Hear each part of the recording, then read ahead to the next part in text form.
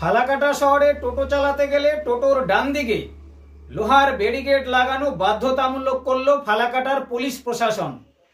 এই নিয়ে আজকে ফালাকাটা ট্রাফিক মোড়ে অভিযান করল পুলিশ প্রশাসন।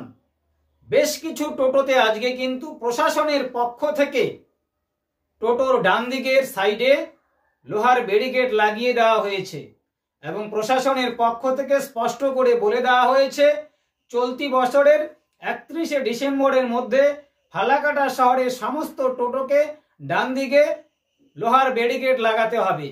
এর কারণ হচ্ছে টোটোর চালকরা দুদিক থেকেই যেমন যাত্রী তুলছে এবং দুদিক থেকে যাত্রী তোলা এবং নামানোর ক্ষেত্রে দুর্ঘটনার আশঙ্কা থাকে বেশি।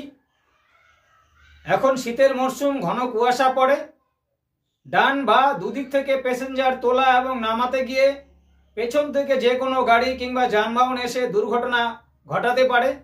এই আশঙ্কাতেই ফালাকাটার পুলিশ প্রশাসন সমস্ত টোটোতে, যে সমস্ত টোটো ফালাকাটা শহরে চলে তাদেরকে কিন্তু টোটোর ডান দিকে লোহার ব্যারিকেড লাগানো বাধ্যতামূলক করলো। অর্থাৎ আপনাকে শুধু টোটোর বাদিকেই উঠতে হবে এবং বাদিকেই প্যাসেঞ্জার নামাতে হবে, এমনটাই কিন্তু নির্দেশ কার্যকরী করলো। আজকে পুলিশ প্রশাসন বেশ কিছু টোটোতে কিন্তু তারা এই লোহার ব্যারিকেড লাগিয়েছে, কিন্তু প্রশাসনের পক্ষে তো এত হাজার হাজার টোটোতে ব্যারিকেড লাগানো সম্ভব নয়। তাই 31শে ডিসেম্বরের মধ্যে সমস্ত টোটোদেরকে কিন্তু এই কাজটা করে নিতে হবে। নতুন বছরের শুরুর আগেই সমস্ত টোটোর মধ্যে এই লোহার ব্যারিকেড লাগানো বাধ্যতামূলক করলো ফালাকাটা পুলিশ প্রশাসন। দিন দিন ক্রমশ বেড়ে যাচ্ছে টোটোর সংখ্যা, তার সঙ্গে পাল্লা দিয়ে বাড়ছে দুর্ঘটনা। এর জন্য কিন্তু সাধারণ মানুষ থেকে শুরু করে পুলিশ প্রশাসনকেও নাস্তানুবাদ হতে হয়।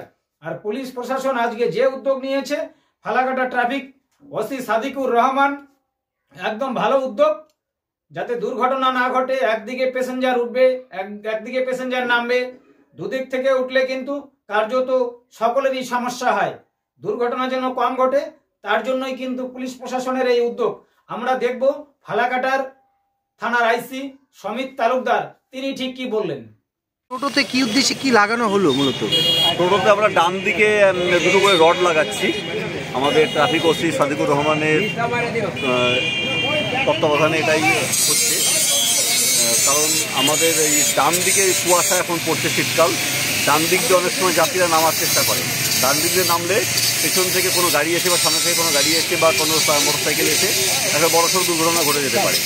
এই জন্য আমরা যে একটা সচেতনতা যে সবসময় বাদিক দিয়ে নামুন এবং বাদিকে টোটোগুলো দাঁড়াক, বাদিকে সারিবদ্ধভাবে দাঁড়াক, দাঁড়িয়ে তারা ওখানে যাত্রী ওঠানামা করুক, এটাই আমাদের উদ্দেশ্য, যেন দুর্ঘটনা কম হয়।